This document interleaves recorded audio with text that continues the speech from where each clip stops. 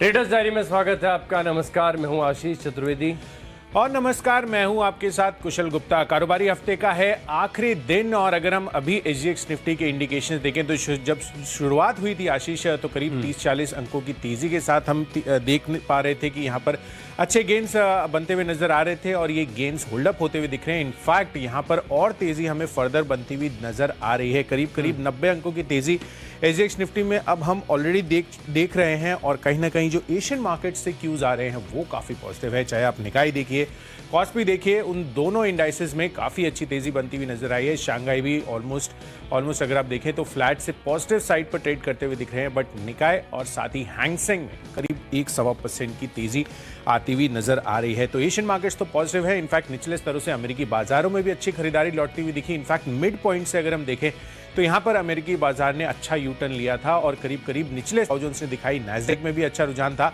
Accenture के कल numbers भी आए थे। तो ओवरऑल जो मूड माहौल है और जो सेटअप है वो मुझे तो पॉजिटिव लग रहा है। आशीष, आपको किस तरह से, आप क्या रीड कर रहे हैं इसमें और कैसी है रणनीति आज? देखिए, सेटअप तो काफ़ी बढ़िया है, लेकिन डर एक ही बात का है कि 12 बजे के बाद बाजार जो है घूम ना जाए, क्योंकि ओवरनाइट रिस्क ज़्यादातर लोग जो है कैरी फॉरवर्ड नहीं करना चाहते। पता नहीं जब मंडे बाजार खुलेंगे तब किस प्रकार की स्थिति होगी।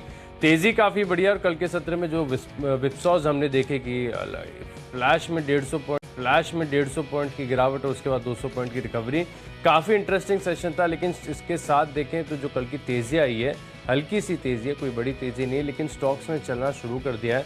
और अगर आप स्टॉक्स स्कैन करके देखेंगे तो ढेर सारे स्टॉक्स ऐसे नजर आएंगे जहां पर छोटी छोटी रेंजेस का आपको ब्रेकआउट देखने को मिल रहा है, या तो बेरिश स्ट्रक्चर्स के बाहर निकलने का प्रयास कर रहे हैं। तो स्टॉक्स की लिस्ट तो काफ़ी लंबी है, लेकिन है खबरों का अभाव।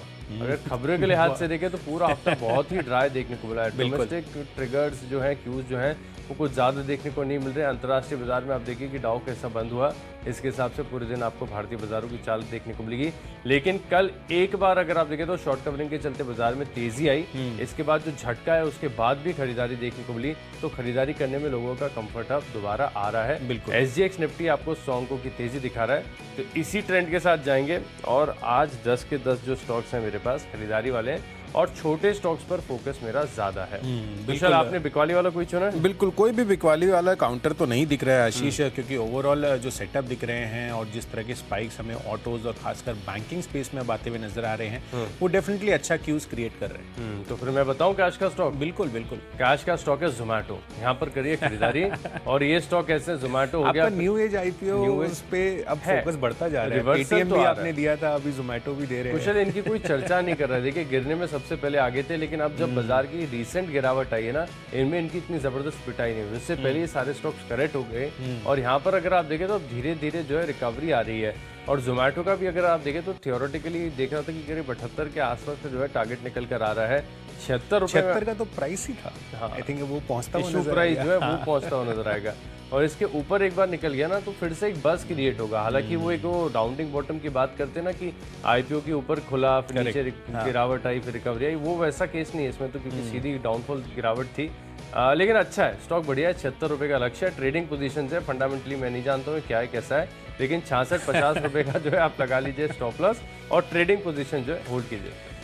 चलिए, तो जोमैटो पर खरीदारी की राय आशीष की तरफ से आती हुई दिख रही है। कैश सेगमेंट में मैं अपनी पारी की शुरुआत करना चाहूंगा ऑटो एंसिलरी स्पेस से, और जो सीवी फोकस है जमुना ऑटो, इसके पहले भी हमने आपको ये रेकमेंड किया था और आप देखिए कल किस तरह से ऑटो स्पेस में, पूरे के पूरे ऑटो स्पेस में, चाहे आप ओईएम्स लीजिए, इनफैक्ट टायर स्टॉक्स में भी निचले स्तरों से अच्छी खरीदारी लौटती हुई नजर आई। जो लोअर लेवल्स इन्होंने बनाए थे वहां पर अच्छा गेन्स आता हुआ दिख रहा था और यहाँ पर अब सीवी स्पेस पर बड़ा फोकस बनता हुआ नजर आ रहा है। कल भी मैंने आपको लिंक करके बताया था कि किस तरह से जो रिप्लेसमेंट डिमांड है वो सीवी स्पेस के लिए काफी गेम चेंजर साबित हो सकती है। और इसी वजह से आप देखिए जमुना ऑटो यहाँ पर सीवी में स्पेशलाइज करता है। इनके ओईएम्स में अगर आप देखेंगे तो सभी के सभी जो सीवी में भारत में डील करते हैं इनके ग्राहक हैं। और साइक्लिकल इंडस्ट्री जो सीवी इंडस्ट्री है उसमें ओईएम से अगर आप देखें तो करीब 75% इनका रेवेन्यू आता है। तो कल भी बेहतरीन तेजी थी और मुझे लग रहा है कि आज भी पूरे के पूरे ऑटो स्पेस में अच्छी तेजी आपको देखने को मिल सकती है। और वैसे भी हम देखिए हेडलाइंस में मैं आपको बता रहा था कि कमोडिटी स्पेस में किस तरह की गिरावट आती हुई नजर आ रही है, तो उसका सीधा फायदा जो एंड यूजर इंडस्ट्रीज है उनको पहुंचता हुआ दिखेगा। तो जमुना ऑटो यहां पर खरीदारी कीजिए। 113 रुपए के टारगेट के लिए 107 रुपए आपका स्टॉप लॉस बनेगा। चलिए बढ़ते हैं अब डेरिवेटिव स्पेस की तरफ और यहां पर ये जो कैटेगरी है फ्यूचर्स की, उसमें मैं आपको कॉल बता देता हूं, और वो है माइंडट्री का काउंटर। देखिए, मैं एक्सेंचर कल जो पोस्ट मार्केट नंबर्स आते हुए दिखे थे उसको मैं देख रहा था। लोकल करेंसी में कंपनी ने अनुमान से बेहतर रेवेन्यू जो है पोस्ट किए थे। तो डेफिनेटली यहाँ पर ये तो ज़रूर दिख रहा है कि जिस तरह से डॉलर इंडेक्स बढ़ता हुआ नजर आया है और वहाँ पर जिस तरह की तेज़ी हमें आती हुई दिख रही है यूएस डॉलर में, उससे इनके लिए काफ़ी ज़्यादा पॉजिटिव है। और कंपनी की कमेंट्री में ये साफ तौर पर इन्होंने जाहिर किया है कि डिमांड को लेकर अभी भी कोई चिंता नहीं है, कोई कंसर्न नहीं है। इनफैक्ट वो इंटैक्ट है। जो ग्रोथ ट्रेजेक्टरी है, फुल ईयर की जो गाइडेंस है वो भी कंपनी बेहतरीन देती हुई नजर आ रही है रेवेन्यू फ्रंट पर। तो डेफिनेटली आपको ये चीज़ ध्यान रखनी है कि यूएस में जिन कंपनी को ज़्यादा एक्सपोजर है वहाँ पर फोकस रखें। माइंडट्री की भी अगर बात करूँ तो यूएस से करीब 75% इनका रेवेन्यू आता है। इसी वजह से मुझे लग रहा है कि यहाँ पर माइंडट्री में आपको खरीदारी करने की राय है मेरी तरफ से, जहाँ पर आपको खरीदना है 3015 रुपए के टारगेट के लिए। कल भी आप देखिए 4-4.5% की तेजी थी। 2890 रुपए का आपको स्टॉप लॉस लगाना है। देखिए, फ्यूचर्स की कैटेगरी में खरीद रहा हूँ टीवीएस मोटर्स।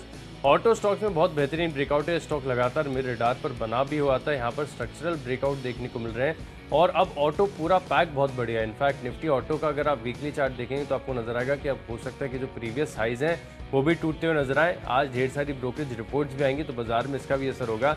लेकिन जो स्टॉक्स देखिए बहुत बड़ा मूव दे गए हैं, वहाँ थोड़ा सा डर लग रहा है, लेकिन ठीक है, टीवीएस मोटर लंबी रेस का घोड़ा है, यहाँ पर खरीदारी करके चल सकते हैं और ट्रेडिंग पोजीशंस भी बना सकते हैं। फ्यूचर्स में 795 रुपये का लक्ष्य है, आप 760 रुपये यानी खरीद के बिल्कुल आसपास का जो है आप लगा लीजिए स्टॉप लॉस। और दिन के दौरान भी जो गेन्स है यहाँ पर बढ़िया बनते हुए नजर आएंगे। बढ़ते हमारी अगली कैटेगरी ऑप्शंस, और ऑप्शन में ऐसा स्टॉक चुना है जिसकी ज़्यादा चर्चा हो नहीं रही है।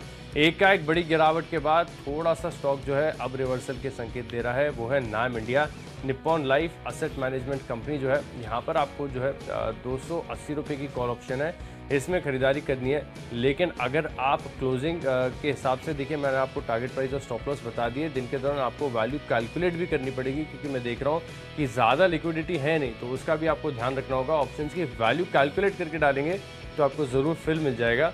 तो ये ₹1.80 के आसपास का जो कॉल बंद हुआ है, यहाँ पर आप ₹1 का लगा लीजिए स्टॉप लॉस, यानी 80 पैसे का करीब जो है लेना है रिस्क। लेकिन अगर हम दिन के दौरान ₹10 तक का भी मूव जो एक्सपेक्ट करके चलते हैं, यानी 280 से 290 होता है, तो ऐसे में इस कॉल ऑप्शन की वैल्यू जो है ना बढ़कर 6 से 7 रुपये तक की हो सकती है।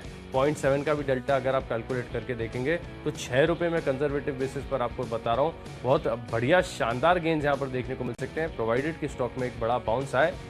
बड़ा नहीं, सिर्फ 7-8 रुपये का ही बाउंस हमें चाहिए और हमारे लक्ष्य आ जाएंगे। 280 की जो कॉल है यहाँ पर खरीदारी कीजिए।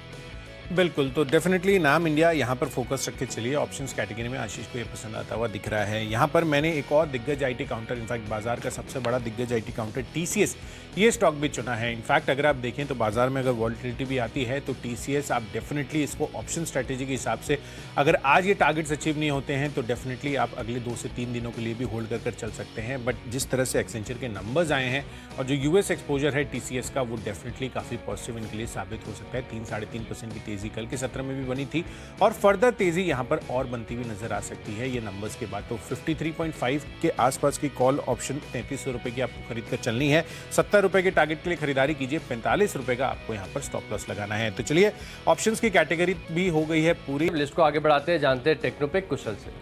देखिए, टेक्निकल चार्ट्स पर तो डेफिनेटली बैंकिंग स्पेस जो है फोकस में आ रहा है। कल जिस तरह से यहाँ पर अगेन निचली स्तर से अच्छी खरीदारी लौटती हुई दिखी है, तो काफ़ी सारे शेयर ऐसे थे जो रेडार पर आ रहे थे, बट उससे सबसे बेटर मेरे को कोटक महिंद्रा बैंक लग रहा था और इसी वजह से मैंने इसको अपनी सूची में शामिल किया है। कोटक महिंद्रा बैंक अगर आप देखें तो कल का चार्ट स्ट्रक्चर बेहद मजबूती के साथ ये काउंटर ट्रेड करता हुआ नजर आ रहा है और चार्ट स्ट्रक्चर वाइज भी, और अगर आप एंट्री लेवल्स के हिसाब से भी देखेंगे तो काफ़ी बेहतरीन नंबर्स आते हुए दिख रहे हैं। तो 1750 रुपये के टारगेट के लिए कोटक महिंद्रा बैंक खरीदारी कीजिए। 1670 रुपए ये आपका स्टॉप लॉस बनेगा।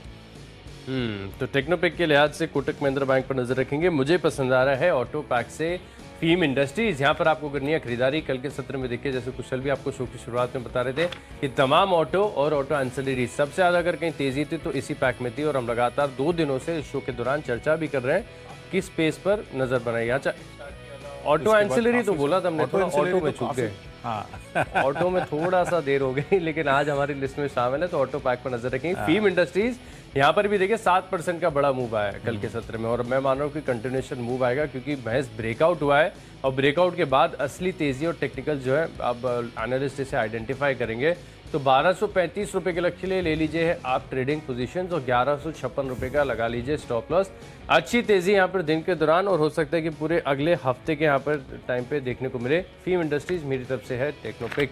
लिस्ट को आगे बढ़ाते हैं, अगली जो हमारी कैटेगरी है वो है फंडा पिक, और फंडा पिक के लिहाज से मैंने बहुत लंबे समय के बाद चुना है आरपीजी लाइफ साइंसेज। मुझे याद आता है कि काफ़ी बार इस स्टॉक मैंने रिकमेंड किया, और जब तक जितने बार भी मैंने रिकमेंड किया यहाँ पर काफ़ी बढ़िया तेज़ी देखने को मिलती है। लेकिन पिछले 1-1.5 साल से जिस प्रकार से अगर आप देखें तो पूरी एपीआई बनाने वाली कंपनीज हो, फार्मा कंपनीज हो, इनकी जमकर हो रही है पिटाई। इसके बाद अगर आप देखें तो स्टॉक ने फिर से अब थोड़ा सा रिवर्सल का संकेत दिया है, लेकिन कोई बड़ा रिवर्सल नहीं है। हालांकि अगर आप वीकली और मंथली चार्ट को जूम आउट करके देखेंगे तो आपको नजर आएगा कि स्ट्रक्चर अभी भी बढ़िया, कुछ इतना बिगड़ा नहीं है। तेजी यहाँ पर आ सकती है लंबी अवधि के लिहाज से, लेकिन रेजिस्टेंस काफ़ी ज़्यादा है। जैसे जैसे ऊपर स्टॉक बढ़ेगा रेजिस्टेंस भी यहाँ पर देखने को मिल सकती है। तो आप एक काम कीजिए कि टाइम बेस्ड स्टॉप लॉस लगाइए, भाव का मत लगाइए, टाइम का लगाइए। 1 महीने के अंदर आरपीजी लाइफ साइंसेज चलता है तो ठीक, नहीं तो भी एग्जिट करना है। आपको याद रखना है कि 1 महीने में नहीं चलेगा तो एग्जिट कीजिए। 620 रुपये का लक्ष्य है, 546 की क्लोजिंग है। फंडा पिक मेरी तरफ से आरपीजी लाइफ। चलिए, तो फंडा पिक के हिसाब से आरपीजी लाइफ साइंस आशीष को पसंद आ रहा है। साथ ही इसी कैटेगरी में मैंने स्टॉक चुना है SBI life. In fact SBI cards का लाइफ भी पसंद आ रहा है, बट कार्ड्स यहाँ पर ज़्यादा फोकस आपको रखना है। एसबीआई कार्ड्स पर फोकस रखने की सबसे बड़ी वजह आप देखिए, यहाँ पर थोड़े दिन पहले मास्टर कार्ड को लेकर आरबीआई से अप्रूवल आता हुआ दिख रहा है। एंड ओवरऑल भी अगर आप देखें तो जिस तरह के सरकार के फैसले आते हुए दिख रहे हैं कि यूपीआई जो है वो आप कर सकते हैं क्रेडिट कार्ड के द्वारा, तो डेफिनेटली इससे ओवरऑल यूसेज भी बढ़ेगा और आगे चलकर एसबीआई कार्ड्स आप लॉन्ग टर्म में भी शामिल कर सकते हैं। वैसे भी जिस तरह की वैल्यूएशन है और जो लेवल्स हैं वो इनके लिए काफ़ी ज़्यादा पॉजिटिव साबित हो सकते हैं। इसी वजह से ये स्टॉक मैंने चुना है अपनी सूची में। 1 साल के लिए 870 रुपये के टारगेट आपको एसबीआई कार्ड्स में आते हुए नजर आ सकते हैं। चलिए बढ़ते हैं अपनी अगली कैटेगरी जो है इन्वेस्टमेंट पिक, और यहाँ पर अगेन मेरे को एक ऑटो OEM अब पसंद आ रहा है। तो एंसिलरी तो है ही है फोकस में, OEMs भी मैंने आपको पहले बताया, मारुति सुजुकी बताया था, M&M कितनी बारी मैंने आपको बताया था, और अब रेडार पर आ रहा है आइशर मोटर्स का काउंटर। कल भी अगर आप देखें तो शानदार तेजी यहाँ पर बनती हुई नजर आई है। तो कहीं ना कहीं स्टॉक्स जितने भी ऑटो OEMs के हैं वो अब चाल पकड़ते हुए नजर आ रहे हैं। 10,000 के ऊपर के टारगेट्स तो 2 या 3 ब्रोकरेज ने ऑलरेडी मारुति सुजुकी पर दे दिए हैं। तो आइशर मोटर्स भी फोकस में रखिए। VECV पोर्टफोलियो काफ़ी शानदार प्रदर्शन कर रहा है। मंथ ऑन मंथ आधार पर भी अगर आप देखेंगे तो वॉल्यूम्स अच्छी यहाँ पर ग्रो कर रही हैं, और कहीं ना कहीं इनकी जो रॉयल एनफील्ड अलग अलग मार्केट्स में अब आ रही हैं वो इनके लिए काफ़ी ज़्यादा पॉजिटिव साबित हो सकते हैं। तो ओवरऑल फंडामेंटल जो है कंपनी के काफ़ी सुधरते हुए नजर आ रहे हैं। पूरे के पूरे सेक्टर के लिए भी अगर आप देखें तो यहाँ पर अच्छी तेज़ी बन सकती है। जो खासकर जो स्टील को लेकर जिस तरह से एक्सपोर्ट ड्यूटी लगाई गई, जो स्टील की कीमतों में गिरावट आई है, वो आइशर मोटर्स के लिए पॉजिटिव रह सकते हैं। 3400 रुपये का टारगेट रखना है आपको अगले 12 महीनों के लिए। निवेश के लिहाज से खरीदना है फिनिक्स मिल्स। ये स्टॉक भी ऐसा है जिसके फंडामेंटल्स काफ़ी शानदार है, टेक्निकल्स भी लंबे समय से अच्छे, लेकिन एक ऊपर की तरफ से देखें तो स्टॉक जो है हर्डल, एक रेजिस्टेंस को फेस कर रहा है। बाजार की गिरावट के साथ नीचे आया तो, लेकिन फिर से अगर आप देखें तो इस बजिंग जोन के आसपास आ रहा है। जिस जोन के आसपास आ रहा है आमतौर पर जब भी यहाँ पर आता है तो बड़ी एक्टिविटी यहाँ पर देखने को मिलती है। सबके रडार पर ये फिर स्टॉक आता है। लेकिन निवेश के लिहाज से अगर आपको चुनना है तो यहाँ पर आप कंफर्टेबली निवेश करके चल सकते हैं। कंपनीज के पास जो है काफ़ी अच्छे मॉल जो है इनके पोर्टफोलियो में शामिल है। तो आप 9 से 12 महीने का समय दीजिए फिनिक्स मिल्स को, और करीब 1400 तक के जो स्तर हैं आपको देखने को मिल सकते हैं। लंबी की अवधि के लिहाज से भी देखें और मीडियम टर्म के लिहाज से दोनों में कंफर्ट है। टेक्निकली और फंडामेंटली दोनों पैरामीटर्स को फुलफिल कर रहा है फिनिक्स मिल्स। यहाँ पर जो है आप खरीदारी करके चल सकते हैं। बढ़ते हमारी अगली कैटेगरी और जो कि है खबरों के दम पर, और खबरों के दम पर दम ही बढ़ना है क्या? मैं तो ये पूछने वाला था। खबरों के दम पर कुशल कोई स्टॉक नहीं है, कोई स्टॉक नहीं है। तो सिमिलर रुझान मेरी तरफ से भी है, क्योंकि स्टॉक्स अगर आप देखेंगे तो हीरो मोटो का मैं सोच रहा था लेने का, बट 6 से 7% की तेजी ऑलरेडी उसमें हो चुकी है। तो इसलिए मुझे लग रहा था कि जो कंफर्ट है न्यूज़ के दम पर वो लेने का हमारा नहीं बन रहा था। तो चलिए, हमने जो स्टॉक्स है अभी तक आपको डिस्कस कर लिए हैं निवेश के लिहाज से जितनी भी पिक्स हैं, पर आगे अभी भी फाइनल कैटेगरी माई चॉइस बाकी है। बढ़ते आखिरी कैटेगरी माई चॉइस की तरफ। यहाँ पर पहला स्टॉक है पॉलीकैब इंडिया। यहाँ पर भी मैं एक्सपेक्ट करके चल रहा हूँ कि दिन के दौरान जो है आपको तेजी देखने को मिल सकती है। तो 2268 रुपये का लक्ष्य है, 2152 रुपये का लगा लीजिए स्टॉप लॉस। अगला स्टॉक है मेरी लिस्ट में ऑटो पैक से है, एंड्योरेंस टेक्नोलॉजीज। नाम में टेक्नोलॉजीज है, IT कंपनी नहीं है, लेकिन ऑटो एंसिलरी स्पेस से है। यहाँ पर भी आपको एक बस देखने को मिल सकता है। 1400 रुपये का लक्ष्य है और 1300 रुपये का राउंड फिगर लगा लीजिए स्टॉप लॉस। आखिरी स्टॉक है मेरी लिस्ट में शक्ति पंप से भी बहुत लंबे समय के बाद स्टॉक ने जो है एक अच्छा सा ब्रेकआउट दिया छोटी अवधि पर। मैं मान रहा हूँ स्टॉक कुछ टाइम के लिए बजिंग रहेगा। तो 505 रुपये का लक्ष्य और 470 का लगा लीजिए स्टॉप लॉस। बिल्कुल। तो चलिए माई जो इस कैटेगरी में पहला कॉल है मेरा टाटा कंज्यूमर प्रोडक्ट्स का चार्ट स्ट्रक्चर पर बेहद मजबूती के संकेत दिख रहे हैं। 735 रुपये के लक्ष्य के लिए यहाँ पर आप खरीदारी करके चल सकते हैं और 718-719 रुपये के आसपास की प्राइसिंग है, तो यहाँ पर खरीद का कंफर्ट बन रहा है 710 रुपये के स्टॉप लॉस के साथ। चलिए बढ़ते हैं अपनी अगले स्टॉक की तरफ और मेरी तरफ से अगला स्टॉक ऑटो एंसिलरी स्पेस से है। इसके पहले भी मैं आपको ये स्टॉक पहले बता चुका हूँ। शैफलर इंडिया का आप देखिए बियरिंग्स बनाने वाली कंपनी है और काफ़ी बड़ा फायदा इनको स्टील की कीमतों में जो गिरावट होती हुई दिख रही है उससे फायदा इनको मिलता हुआ नजर आएगा। तो 2210 रुपये के लक्ष्य के लिए यहाँ पर खरीदारी कीजिए। 2130 रुपये का आपको स्टॉप लॉस रखना है। और आखिरी कॉल है मेरी तरफ से मैप माई इंडिया का काउंटर पर, यहाँ पर खरीदारी करके चलिए। वैसे भी आप देखिए यहाँ पर ऑटो OEMs में इनकी बड़ी पकड़ है और जिस तरह से अभी आगे की वॉल्यूम ग्रोथ हम एक्सपेक्ट कर चल रहे हैं वो डेफिनेटली इनके लिए पॉजिटिव रह सकती है। तो 1286 रुपये के लक्ष्य के लिए खरीदना है आपको। 1230 रुपये स्टॉप लॉस। तो चलिए 20 स्टॉक की लिस्ट होगी पूरी, जल्दी से देख लेते हैं रिकैप। कैश का स्टॉक है मेरी लिस्ट में जोमेटो, टीवीएस मोटर्स के फ्यूचर्स में करेंगे खरीदारी और निप्पॉन एसेट मैनेजमेंट कंपनी 280 का कॉल ऑप्शन खरीदेंगे। टेक्निकली बढ़िया लग रहा है फिल्म इंडस्ट्रीज और फंडामेंटली बेहतरीन कंपनी है आरपीजी लाइफ साइंसेज। निवेश के लिहाज से खरीदना है फिनिक्स मिल्स और खबरों के लिहाज से कोई स्टॉक पसंद नहीं आया। पॉलीकैब इंडिया में आएगी तेजी, एंड्योरेंस टेक्नोलॉजीज में करेंगे खरीदारी और शक्ति पंप्स में देखने को मिलेगा ब्रेकआउट। इन 10 स्टॉक्स में मेरा कन्विक्शन सबसे ज्यादा है शक्ति पंप्स। यहाँ पर देखें तो जिस प्रकार का स्ट्रक्चर है बढ़िया तेजी देखने को मिल सकती है। 505 रुपए के लक्ष्य के लिए करेंगे खरीदारी। चलिए कैश स्पेस से auto ancillary space Jamuna auto यहाँ पर पसंद आ रहा है। 113 के लक्ष्य के लिए खरीदारी करके चलेंगे। साथ ही एक्सटेंचर के जो नंबर्स आए हैं यूएस स्पेसिफिक जो आईटी काउंटर्स हैं माइंड ट्री टीसीएस पर आपको खरीदारी करने की राय है। कोटक महिंद्रा बैंक का चार्ट स्ट्रक्चर भी काफ़ी अच्छा लग रहा है और फंडामेंटल्स एसबीआई कार्ड्स के काफ़ी अच्छे लग रहे हैं आगे आने वाले समय के लिए। इनफैक्ट 1 साल के लिए आप यहाँ पर खरीदारी करके चल सकते हैं। आयशर मोटर्स अब हमारे रेडार पर आ रहा है ऑटो एम्स के स्पेस में। साथ ही न्यूज़ के दम पर तो बहुत ज़्यादा ट्रेड्स नहीं है आज, बट आपको माई चॉइस कैटेगरी में टाटा कंज्यूमर प्रोडक्ट्स, शैफलर इंडिया और मैप माई इंडिया में खरीदारी करके चलनी है। और आज के लिए मेरा बेस्ट पिक है एसबीआई कार्ड्स पर, जहां पर अगले 1 साल में ऑलमोस्ट 20 से 25% के रिटर्न्स आपको कंफर्टेबली देखने को मिल सकते हैं। तो चलिए हमने सभी स्टॉक्स और साथ ही उनके लेवल्स तो डिस्कस कर लिए हैं, पर कारोबारी हफ्ते का है आखिरी दिन और कल जिस तरह की वॉलेटिलिटी रही है देखना होगा कि आज कैसे संकेत बाजार से आ रहे हैं।